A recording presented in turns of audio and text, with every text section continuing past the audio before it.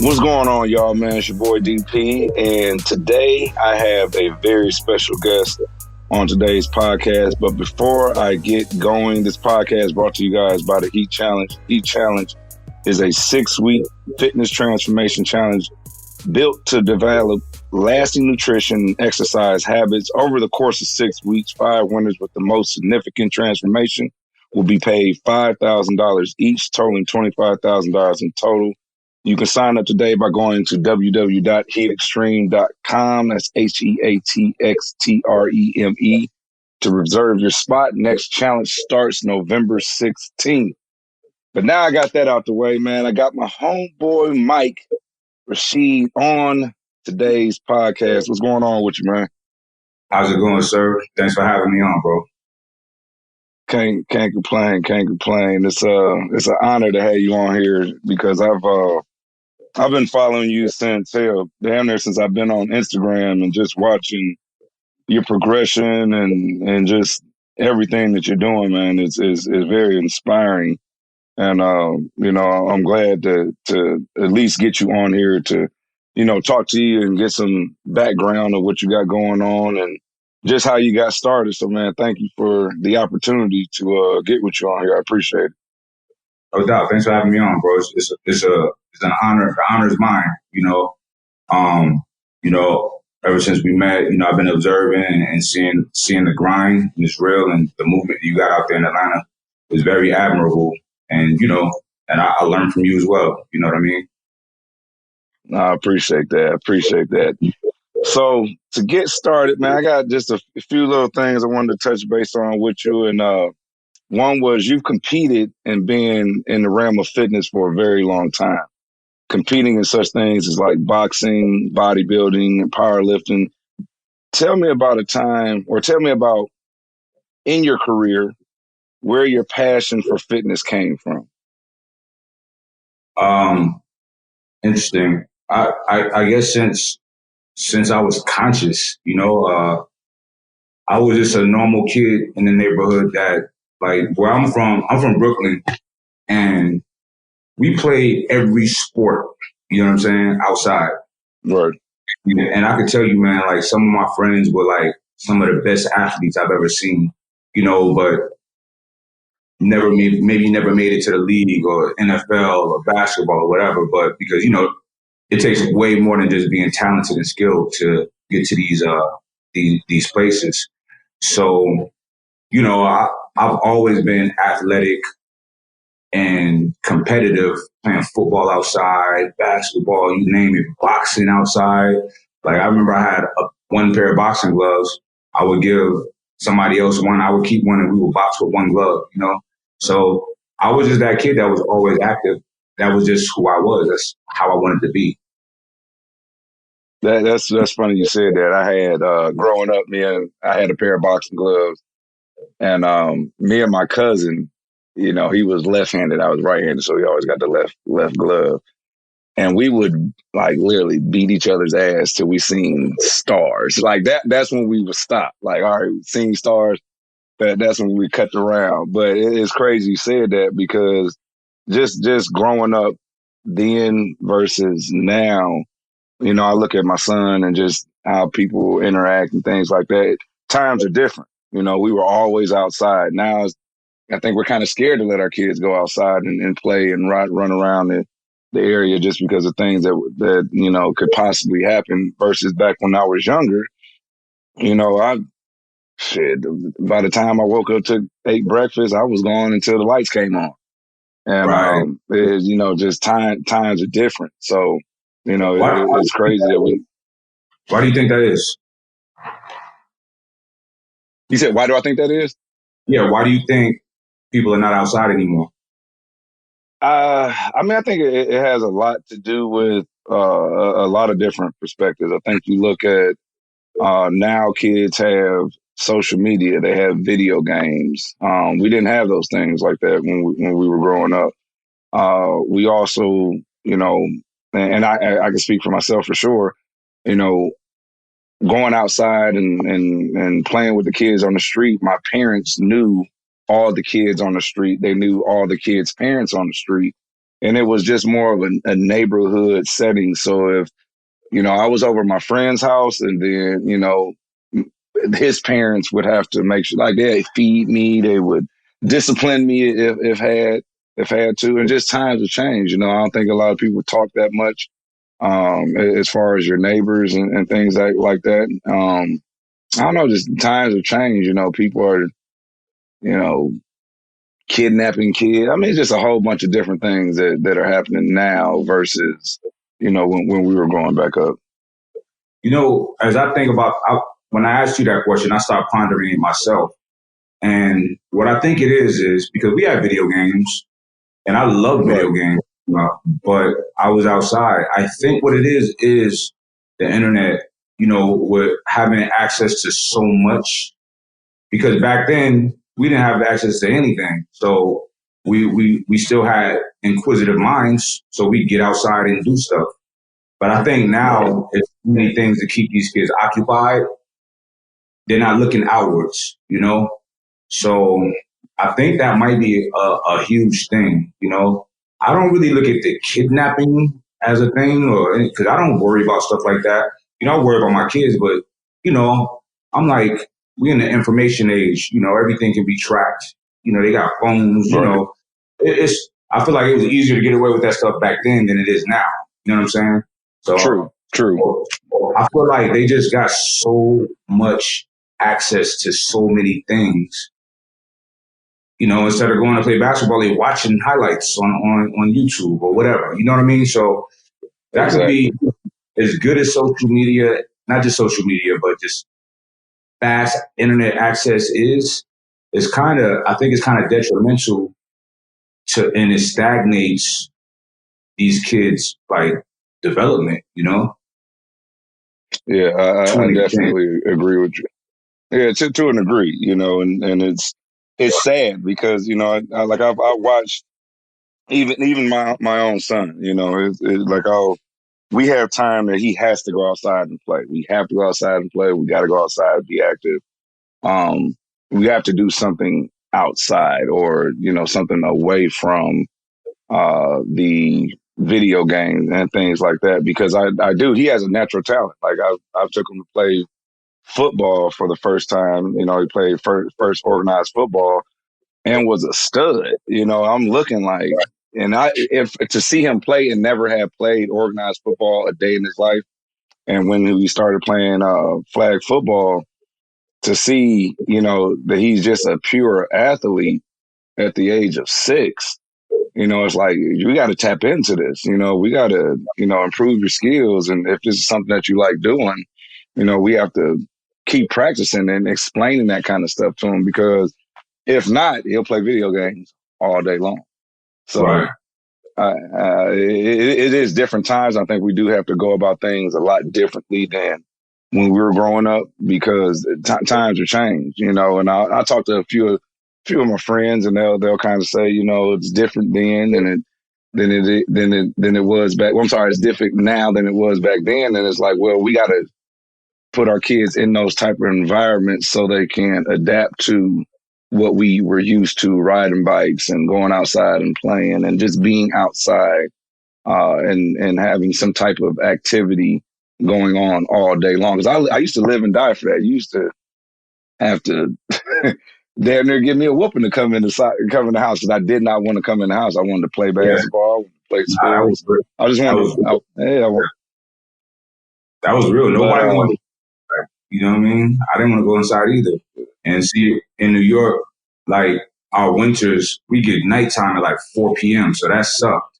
But the summertime, man, it say night to like, it say daylight to like 8, 9 p.m. So that was the best. Summers was the best as a kid,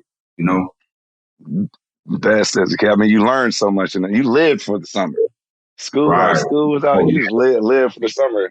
Waiting to see who's going to come back, get taller, who's going to be stronger. Right. Just live for the summer. Live for the summer. Now, summertime with my kid, I see it's not even a big deal. It's not like something anyone looks forward to, it seems like, Granted, my upbringing was different because based on geographically where I was at versus where we live at now. We live on the West Coast. And, I'm really questioning me living on the West Coast, man, because it's a few things like how I'm just talking about summer is not a big deal for these kids because it's Mm-hmm. warm all year round, right? In New York, Right. summer was, man, it was a special time. You know what I'm saying? It was magical. You know what I mean? So, and like there's not much or any cultural diversity out here on the West. Not much. It's a little bit, but not much. Not like back east, you know. And and I feel like, man, you know, I work so hard to provide a good life for, you know, my children, but I'm like, yo, am I doing them a disservice by having them so alienated and so foreign? You know what I'm saying? They're always Right. different. They're always one or two. You know what I mean? And the circles that they're in, you know, with school and neighborhoods and things of that nature. So it really had me like in my head, like, man, do I need to make a change geographically? You know? And I think I can relate to that as well because I'm in Atlanta, so I'm in the South, but I was born in the Midwest, Cleveland, Ohio, Mm-hmm. and right on the lake we had winters. So one of the things that for me that I really want my son to experience is during the wintertime is just sled riding. Like we used to have so many different parks with hills and again it like I just my childhood I can always remember being outside like outside playing with my friends. We would be everywhere in the winters, particularly would be sled riding, because we would get snow up to our knees, 5, 6 inches of snow. Right. Sometimes it'll get all the way up to 12 inches of snow. Um, but just being able to go to the park and sled ride and experience, being in the cold, coming home, clothes wet, you freezing, drinking hot cocoa, cookies. I mean, it was a life um, that I enjoyed, and it also molded who I am today. And just like Mm-hmm. you said, we work so hard to provide better lives for our kids because of what we had to go through growing up and what we don't want them to experience as well. And I also try to take those things and when I do go back home, show my son where I was from and things like that so he can appreciate the things that he does have because I still, although I had to go through those things that molded me to the person I am today. Some of those experiences I would never want my son to experience, whether it would make him a better man or not. It's just I would never want him to experience certain things. I came from a rough background, and when I got to high school, my parents pulled me out of the public schools and put me in private school because they seen the direction that my friends were going and they Right. said they couldn't have it, not for me. So I do agree with you. No, it sometimes makes you question, what you're doing or if it's the right thing that you're doing. Um, and I don't know if there's ever even a right answer for that, but I think the biggest thing is making sure that we talk to our kids, we show them where we're from, we just try to educate them on life in general. And I think the biggest thing for me, having a son, is never really telling him what to do or how to do it, but always letting him know, hey, this is what I did and this is what happened.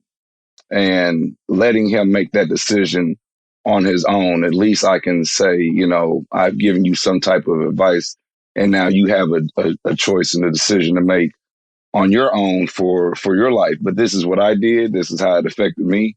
And I'm just sharing that information with you. You have to make your own decisions, your own choices. And hopefully he makes the right ones consistently. Right. Or at least when it But, matters. oh, exactly. Definitely when it Mm-hmm. matters. Uh, so you've made a lot of dope business moves in the fitness space and took advantage of the early stages of social media to build those businesses. Tell us about Alpha Academy and I'm So Alpha and other ventures you have. Well, I'm So Alpha was the first company I started in the fitness space. It was a supplement company, sports nutrition. very basic, decent products. It wasn't the best, but it wasn't bad, right? Is what I had access to at the time, and the traditional stuff, protein, pre-workouts. But one thing that was a little different that I did was I had a vegan protein back then, and I started this company in 2011. So I've been doing vegan protein for a long time, and it was just good. It was decent. It wasn't the best, So, grew that company as much as I could. And then it was time to exit. And I had an exit strategy and sold. And, you know, and then I moved on to Ambrosia. Sean and Mark and we started Ambrosia a few years ago. And we were all successful in our own right. We had our, brains and resources to pull together to bring to the table. And we wanted to come up with a super company. We wanted to make a company that, transcends sports nutrition, that really penetrates what's important. And that's people being really healthy, right? So the products that we were drawn to were not the traditional products that one would see on a sports nutrition line, like pre-workouts and BCAAs, things of that nature. It's more stuff like things for optimizing your sleep, products for organ support, brain health, things of that nature, right? And also, we did a vegan protein. But at this point, with all of our experience and knowledge and resources, we were able to make Planta. And Planta is literally the number one selling plant-based protein in the country. United States sets the tone for the world in sports nutrition, so you can say it's the number one plant-based protein in the world. It's something we're very proud of.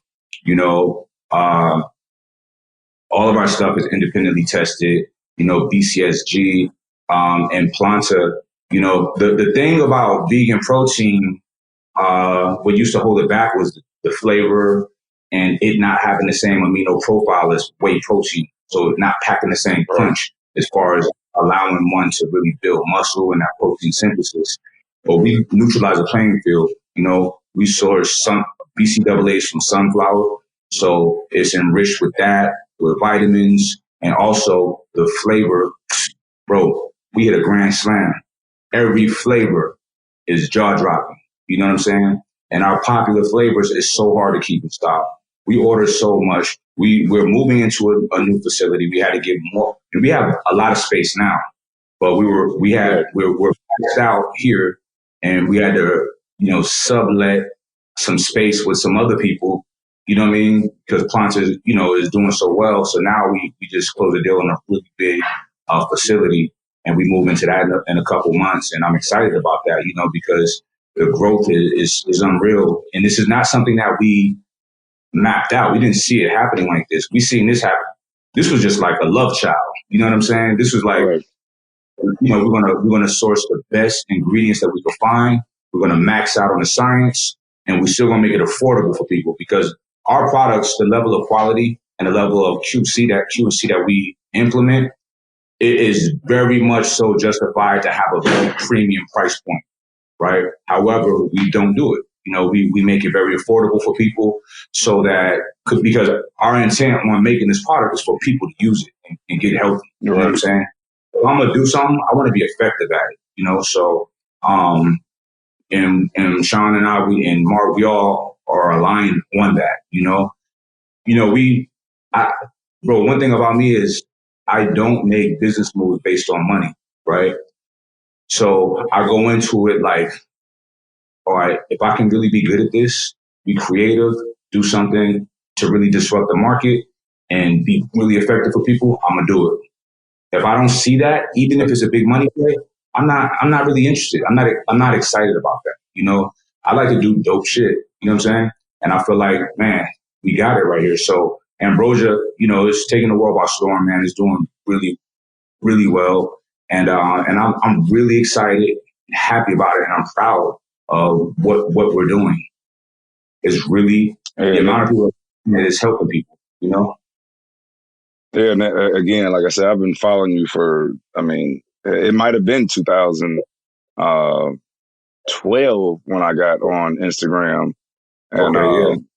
start following. So I've watched a lot. I sat back and watched a lot, and again, it's just amazing. I never had a mentor or anything in the fitness realm, but I've also just watched certain people and were just inspired by everything that you were doing. The look that you have, um, the information that you push out, the inspiration that you give people, and just a badass frame that you just present to the world, man. I think it's been just a joy to watch. And again, like I said, it's an honor, man, to, like I said, meet you. It was an honor to get you on this podcast. I know you got 1,000 different things you could be doing other than talking to my ass, but it's definitely a This is what blessing, man. but that's me. This is what I want to do. You know what I mean? You're a good dude, man. When I came to Atlanta, you reached out, you showed love, we linked up, we had a good time. Like, and me just observing what you do, that's inspiring to me. You know what I'm saying? Because that's a whole different lane that I never even thought of. But I love what you're doing. You got people out there moving, and the Black community, we need that. We need Yeah, that. Man, we dropping dead left and right, heart disease, diabetes, hypertension, and the energy that y'all got out there, bro. It's putting people in a good space, a good mood. People moving, you know what I'm saying, exercising, but making it fun because it's not lifting weights and all of that hardcore stuff is not the only way to get in shape. You know what I'm saying? It's not right, it. right, I try to tell people all the time, find something you want to do that you're excited about doing, that you like to do. So it's a lifestyle. You know what I'm saying? Because you don't want to get in shape in a way that you hate doing it. You know what I'm saying? That's not the play. The play is right. doing something fun. I don't even care if it's Zumba, if it's playing basketball, but be consistent and do it. You gotta move. And I think that's the takeaway that the reason why I do what I do, because it was I hate cardio. Like I hate cardio with a passion. Like I fucking Yeah. hate it. But you know what I'm saying? But give me a basketball and a thing like that, I'm gonna have a good time. Give me some music, I'm gonna have a good time. So, for me to create these programs, and just like you said, it's stuff that I want to do, it's stuff that I like doing. And I think one of an old client of mine, she said to me, and it always sticks in my mind. She said, DP, you it's hard not to have fun and believe in what you do because you believe in it so much, and people just gravitate to that and they have fun with it, and my mom used to always tell me, when I first started doing my classes, she called me DL. She's like, DL, you before anybody starts thinking that's Daryl Lee. But she used to You she gotta used clarify to that. You know what I'm yeah, saying? I gotta clarify that.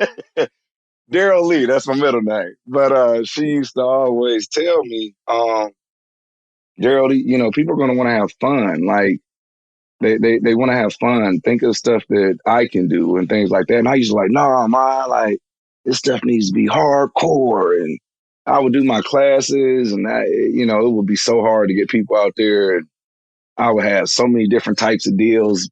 Buy one, get two free. I mean, I was trying to get people in my class. I couldn't get people in my class to save my life. And the problem was that the workouts I was doing or demonstrating or presenting to these people, it was stuff that I can do. It's stuff that you can do, Well, but it wasn't stuff that they could do, and I had to start thinking everybody that wants to be healthy or wants to be in fitness may not be able to do all the things that I can personally do. So how can I add some fundamental movements, some stuff that they can do where they feel like they're actually accomplishing something and they're having fun at the same time? It took me a long time to gather all that information. And I think now I finally have that niche that I'm offering people, and they're actually having fun. So it's not just a certain type of exercise. And you don't always have to go to the gym. You can do things at home. You can do a bunch of different things. So I think I found that, and I actually have fun doing it. So it makes it easy to create programs on my end mhm. because I have so much fun doing it. And things that anybody can do. My mom can do it. So if my mom can do it, shit, anybody can do it. Right. But yeah, man, the worst thing I think people can do is get into or try to jump into the health and wellness world and hate getting up and working out or hate getting up and being healthy because of what they have to do. If that's the mindset that you have, you're not going to be successful with it because you hate it. You know, that's just a natural. Nobody just think of kids who didn't like to go to school. They didn't like going to school. Eventually, they're going to drop out. You know, so you have to give people things that they like to do so they can stay consistent at it and reap the benefits from it. So, yeah, man, you're 100% correct on that. 100% correct. Yeah, man, you got to think it's a mind state, and it's a mind state shift. And one thing I always say, man, is people got to really take the phrase "life is what you make it" and really embrace it, right? So with training, with exercising, I see people, man, I hate doing this, but I gotta do it. It's like you don't gotta do it, right? You don't have to, Right. Right? It's like we live once, as far as we know. This is all we got, right? Okay. Being healthy will help allow us to have a quality of life. You know what I mean? Not just quantity, because who wants to live a long life in pain, right? So Right. there's another type of pain besides physical, and that's a mental and emotional pain, right? Which I think is worse than physical pain. So if you feel like you're training and keeping yourself healthy is toil and work and it's not pleasurable, you gotta stop doing what you're doing and do something else that doesn't make you feel like that, because that is just as bad as being unhealthy. I mean, it is being unhealthy mentally. You know what I mean? So you gotta find whatever you do, because I see it like this, bro. Like, I don't see this big, deep purpose in life, right? I feel like the essence of us human beings is just like every other animal, is to reproduce, is to pass on our DNA. You know what I mean? So, excuse me, meaning is what actual meaning of life is what we choose for our lives to mean to us ourselves. Like, what's meaningful to me is maybe different than what's meaningful to you and what life's about to you, But my own little thing is, my thing is just to be happy. You know what I'm saying? Be happy. I'm just trying to be happy. That's it. So a lot of the things that make me happy are very productive and progressive things for myself and for my family and for society. So those things make me happy. You know what I mean? So that's just how I proceed with my life. And training does make me happy. You know what I mean? So, I see the results of it. I like how it makes me feel. I like how it makes me look. I like other people's reaction to me and the respect that you get when you walk in a room and, your stature is something that other people may admire. That shit feels good. I'm not going to front like it don't. You know what I'm saying? So Absolutely. Sometimes you got to find things in the training that, like, all right, this is why this, and just shift your mindset. This is why this is why I'm going to love this shit. You know what I'm saying? This is going to keep me doing it. Not, man, fuck, I got to do this shit again. It ain't going to work like that. And you still going to be a very short. Exactly. It'd be a very short road. Very short road. Yeah. So that kind of leads me to the next thing. Outside of your online businesses, you also are owner of Iron Addicts Gym in Miami. How did you ever link up with CT Fletcher to expand the Iron Addicts brand? Tell us about your relationship with CT. CT and I met back in 2011, and we were both just personal trainers at a gym called Metroflex in Long Beach. And we just bonded, me, him, and Big Rob. We just bonded. We've been like fam ever since, like straight up. Like minds attract, and then we linked, and we just always held each other down. We all got a similar spirit, like that old school mentality of like loyalty, love, you know what I mean, and pushing each other. So we just bonded over the years, man. We all been through a lot together. So that's what it was. So as things start progressing, with our careers and, getting more money and people knowing who we are and things of that nature, CT and I invested into the gym that we was at Metroflex. So we were co-owners there. So we wanted to take it a step further and rebrand the gym to our own brand with Iron Addicts. And that's something that CT came up with many years ago before I even met him. So we were going to do that, but the owner, the original owner of Metroflex Long Beach, he was down, but then kind of changed his mind. So we said, all right, fuck it, we just go do our own thing. So CT opened up Long Beach, and then I opened up Miami. Now, I've closed my gym down in Miami. I had some issues with a business partner, which was very unfortunate. Man, my gym in Miami was literally the dopest gym in the country, bro. Straight up, no exaggeration. Right.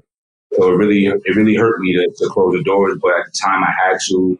I was trying to renegotiate terms with the building, and we had got it popping so well that when all of these issues happened, people already thought that it was a wrap. So every gym, everybody in the city was calling, the owners of the building to try to get that space. They wanted all those members. I had over 1,000 members in less than a year. You know what I'm saying? And that's crazy. That's dope. People don't do that, So, these people are like scavengers, man. It was really ugly. So when it came time for me to renegotiate the lease on the building, it was already $50,000 a month, right? It's already crazy, right? So the landlord, the owner, Jesus, he tried to go up on the rent, and the terms wasn't even over. Like my lease wasn't even done yet. It was crazy, bro. So it was disrespectful, the amount of money that he tried to increase it, because he was in position to, because so many people was coming to try to get the building to capitalize on, on my fall, my misstep, and try to get all of those members. So, you can't reduplicate the energy and the spirit. It is what it is, you know what I mean? So, and no one has done it out there yet. I hear a lot, but much success to everybody that's trying to do their thing. I was just shocked that there was no flagship gym in Miami when I got there. You know what I mean? I was like, I would see people in shade. I was like, yo, where you train at? I'm a gym rat, so I'm always looking for the good gyms. And people would be like, LA Fitness. I'm like, what? You know what I mean? It was one dope gym out there, but it was small and it was kind of far. It was called Miami Iron. Shout out to them. So I went there, and they got the vibe. I was like, yeah, this is dope. But it was just far from where I was at, and it's off the beaten path. You know what I mean? And it's not very big. So I was like, all right, I'm not trying to compete with them. I'm trying to add on to the community. So I was like, all right, I'm gonna do a bigger one, more centralized location, and I show love. I will go to their gym, shoot content, flick it up, show them love. So they didn't feel like I'm trying to come take over. You know what I'm saying? Because it's never the plan. So it's enough for everybody to eat. You know what I mean? So we did that, and like I said, bro, it was amazing. It was magical. And but I had issues with a business partner. Man, he was tied up in a lot of illegal things, and shit hit the fan. And there was a lot of collateral damage. You know what I mean? So I had to close the doors on that. I couldn't get a good deal on the building that I was in. And at that point, I was just so mentally exhausted. I'm like, all right, let's just pack it up, reset, and try again. So now moving forward to now, I went ahead and I was looking for space in Orange County where I live at. I live in Irvine. But I was like, you know what?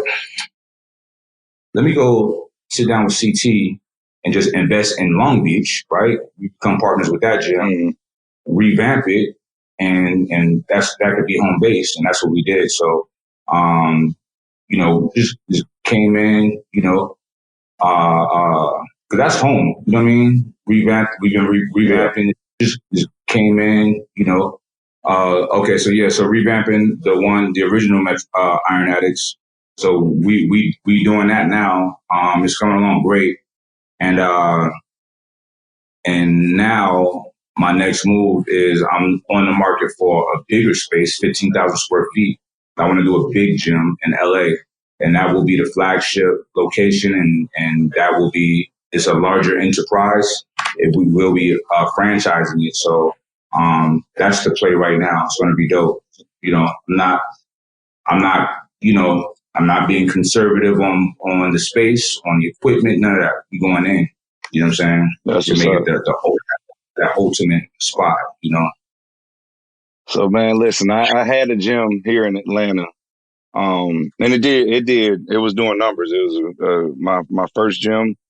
And I kind of went through the whole having to close down because I think I went about it the wrong way. I actually was renting the space, and something always kept telling me, Daryl, just if you're gonna do it, buy the building. Buy the building. If the gym don't work out, then you still got the building. You can rent it out that aspect. But got the gym in 2017, 2018, 2019. We were doing good, and they ended up they sold the space. So, they came to me and said, well, you got 90 days to get out of here. And mind you, at this point in time, like my gym's at an all time high. I had 800 plus members. We were just doing numbers. It was one of the biggest gyms in Atlanta at that point in time. And, it was the go to spot for Atlanta. And like Right. I said, I can relate to just, the the pain and the grief of having to close your baby, what you worked so hard for, and you actually seen it and watch it uh, come to a sprout. And it's, looking back and it's like, damn, man, all that work I did, I kept questioning and trying to figure out like, what did I do that was so wrong for, everything I worked for now just to be taken away from me so quick, and really couldn't control that matter. But man, if you're franchising, let me be the first one to Yes. know here in Atlanta, man, because I definitely do want to get back into that gym business. That'd be And that'd be dope, bro. Let me tell you yeah, something. We can work something out because I love Atlanta. I've been wanting to do something business wise in Atlanta. You know what I'm saying? So that'd be a huge thing. You know what I'm saying? If you, I, the guy out there, I, you know what I'm saying? So, listen, I'm throwing it out there. I'm putting it out there. I'm trying to plant that seed, man. It would definitely be an honor and something I would definitely love to do. Because a lot of people keep asking me, am I going to open up a gym again? When am I going to open up a gym? I keep telling them, if the opportunity comes around again and, everything makes sense, I'm going to do it. And hearing that you want to do a franchise gym, I think would be dope because on my end, uh, I'm not 100% just the only person in it. And there's room to grow and room to expand. So, I'm definitely going to throw that out there. All the listeners hearing it. So if you do come to Atlanta, man, let's make that happen. I'm definitely interested in that. 100%. I've been wanting to do something in Atlanta, man.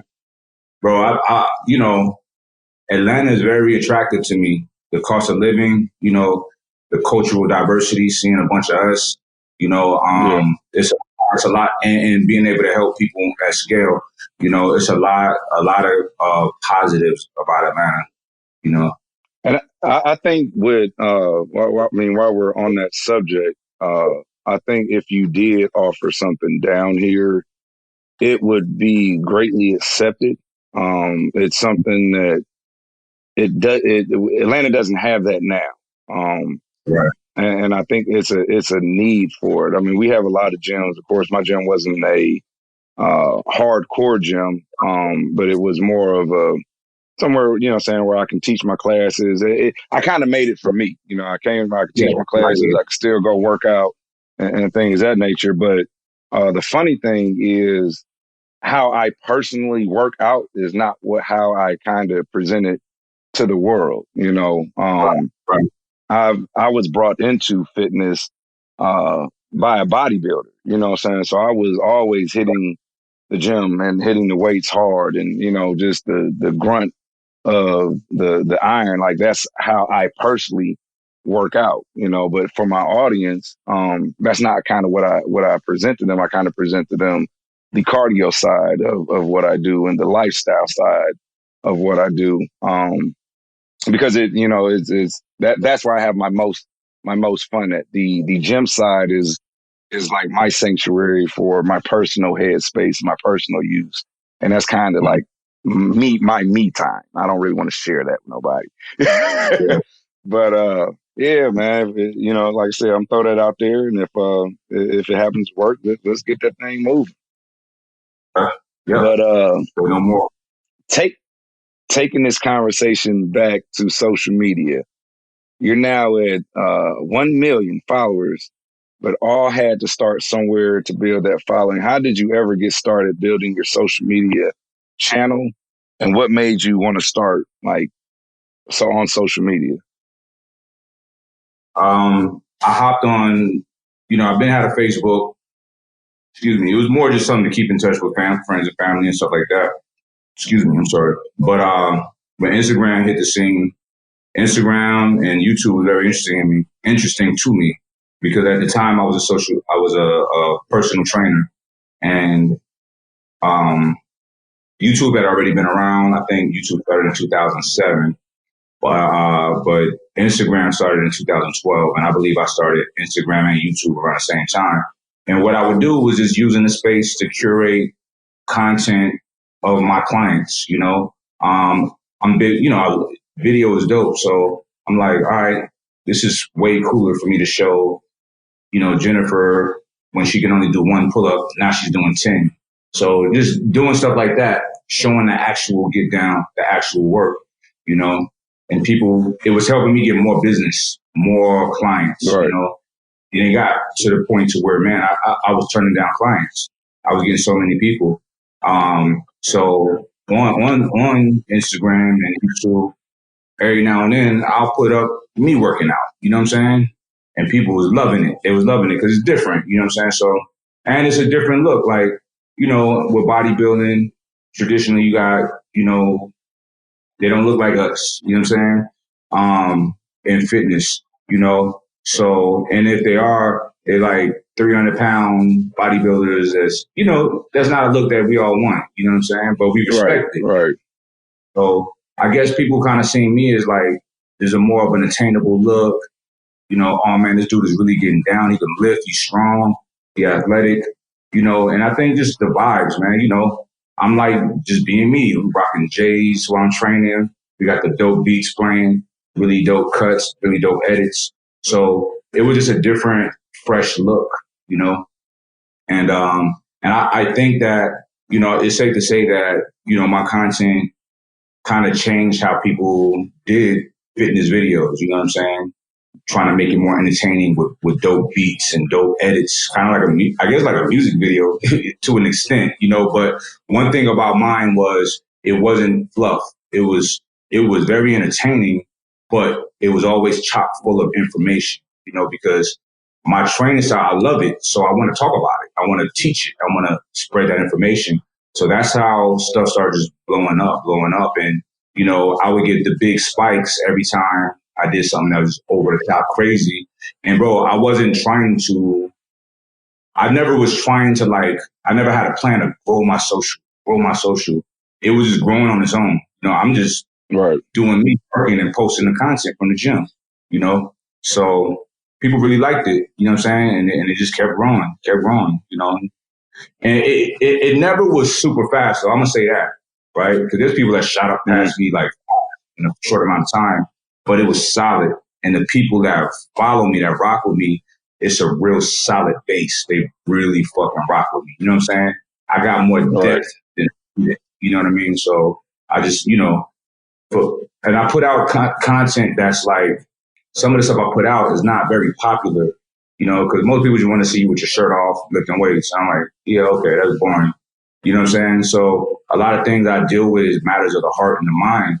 And I speak on these things, and that stuff is not the most popular, and I don't care. It don't get many views. You know what I'm saying? Like the training video get 100,000, a million views, and me talking about, serious things, stuff that really matters. yeah. It may get 10,000 views, but I don't care. I won't stop doing it because I know that you may skip this video, whatever, but maybe in 3 months, maybe in a year, 2 years, that video might come across your timeline right when you need it. You know what I'm saying? And I've had many people say that to me. Like, I usually skip these videos, but today, this one just hit me in a certain way. I was going through this, and you said this, and it helped. So that's why I do that. I do it for the micro. You know what I'm saying? I'm not trying to be the most popular person on earth. I have no interest in that. I don't care. It's impossible. You know what I'm saying? I don't have that kind of personality that's going to just attract everybody. You know what I'm saying? And I'm not trying to be that guy. But Right. for those that do care to listen, you know, I want to give them something special, something meaningful. You know what I mean? And that's what I do. Try to give them the best of me. You know what I mean? There you go. So that kind of leads me to my next question. How long do you see yourself running in the fitness game for? And do you still have the same passion today that you had when you first started? Yes, sir. So just think about it, bro. Think about it. So here I am, sitting at the top of multiple multi-million dollar businesses. You know what I'm saying? Big house, you know, Bentley, Lambo, living the life I want. But what do? Every day I'm in the gym shooting dope content, hardcore shit. Like right now, I started another series of squat every day. So I'm pledging to squat as many days as possible straight, no less than 500 pounds every day. You know what I'm saying? I don't need to do that, but I'm a gym rat. This is what I do. You know what I'm saying? So I don't want to hear nobody's excuse. Oh, I can't train because of this. Like, yo, I'm as busy as they come, but look what I'm doing every day. You know what I'm saying? I'm getting after it. And see, here's the thing. Like a lot of the things that I do, like this squat every day, this is not for the physical. You know what I'm saying? It's hard doing that shit, bro. I mean, so it's for to try to teach people how there's certain things that you can do physically that will benefit you mentally. You know what I'm saying? And help increase that mental toughness and that fortitude. Like, you know, I said I was going to do something, and I'm fucking doing it. And this is really hard to do. It is what it is. I be laughing in my videos and trying to have fun, but it's hard to do, bro. You know what I'm saying? So I got to be mentally dialed in to do everything properly so I don't injure myself, right? And I got to go to sleep on time. I got to, you know, stick to my nutrition protocol. I got to be disciplined. You know what I'm saying? So this is a whole lifestyle that I'm trying to share with people. It's way deeper than like squatting every day, right? So, but it's hard for me to just explain it all in one video. But over the course of the series, hopefully they'll get it. You know what I'm saying? That's the plan anyway. So it's like, yo, take something that's really difficult to do it every day. You know what I'm saying? Because there's going to be a lot of things in life that you may have to do that are difficult. And if you're practiced at doing things that's difficult consistently, when you have to do it, it's going to be easy. It's going to be nothing. You know what I'm saying? So yeah, I think my actions show that I'm the same dude from 2012 or 2011, whatever. You know what I'm saying? Going in there, handling business, fly like back then, still now. You know what I'm saying? Going there, handling my shit. Like yesterday, I was squatting in Yeezy slides. You know what I'm saying? Like it is what it is. Right. Like back there, they'd be like, "Yo, why are you working out in your 11s and your breads?" Yeah, I've been seeing that. I'm like, I said, man, this dude got on some Gucci shoes to do it, like working out like that. I'm like, hey, they just shoes to me. I'm a dog them Right. out. I spend all that money. I'm gonna use these motherfuckers. You know what I'm saying? So Get my I go money's in there. worth. Exactly. And they better last too, right? They better last shit. Right. So yeah, man, I'm just living my life, bro, and just doing it how I want to do it, you know, and trying to be a good example for anybody that follows me or that watches what I do. That's what's up. So my last question that I have for you, where do you take your brand from here? Like what is the next thing that you have that you're wanting to work on, or where do you see your brand going? Yeah, man, to be honest, I'm not a big time future planner like that. I just live, I focus on what's in front of me, the now, and just try to max out on it and just try to do it as good as I can. So I don't have that. I'm not wired like that. You know, I know a lot of people can do that. I just can't. That doesn't interest me because it's fake. It's not a thing. It's what I feel like saying at the time right now. You know what I'm saying? Right. Like, oh, well, 3 years, I want to be like, I don't know where I want to be in 3 years. I might want to walk away from all of this in 3 years and go live in a forest in the woods somewhere. You know what I'm saying? Right. farm, like, because that's on my radar. It's farming. You know what I'm saying? I know it sounds crazy as hell, but that's been on my radar since I was a kid. You know, so I don't know. But I do know this. I do know that what I'm doing while I'm involved, I want to do it max out and do the best that I can. That makes sense, and I appreciate that transparency because it's funny you said that. I had a conversation with so I do weekly calls on my program, and you always get asked that question, like, where do you see yourself in 5 years? Where do you see yourself in 10 years? And I always get people saying, oh, well, I'll start next week, or I'll start, next year, or when it starts again. I explain to people, like, why wait and why plan for something that may never come? Right. Like live in the now, make the most value, the most uh, out of what you have in front of you, because that's what's going to start spiraling into your future. That's what's going to start laying the pavement for your future. I've never, been the guy to say where I was going to be 10 to 15 years from now. Like, we were taught that growing up. They would always ask, "Oh, what do you want to be when you become an adult?" and things like that. And I can tell you now, man, dog, I would never in a million years thought that I would be in fitness. I knew nothing about fitness. Absolutely nothing. The only thing I did was play basketball. That's what I played growing up. Basketball, basketball, basketball. I knew nothing about training. I knew nothing about nutrition, nothing about the health and wellness world. And to be in it now, uh, I just would have never dreamed this, to be making a living, having a career off of health and wellness and educating people and inspiring people to be healthier. Like, I would have never knew that was something to do. Like, that's a thing. And I do it, man. I appreciate that transparency, because I think a lot of people just need to hear that and be real with themselves on what it is that they're wanting out of life, and focusing on, like, what are you going to do now? Like, what actions are you taking now? Or are you just the person to write everything down and never, put action to the things that you're saying that you want to do? So I do, Yeah, man. man. I really appreciate that transparency on that last statement.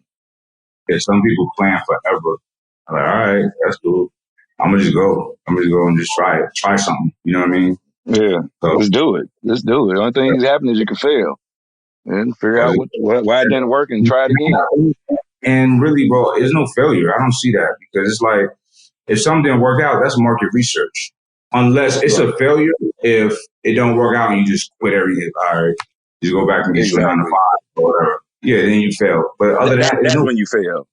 that's You're no right. failure. You're right. There's no Just a failure. lesson. It's market research. Like, okay, this don't work like this, but let me try this. You know what I'm saying? That's all there is, bro. There's no failure.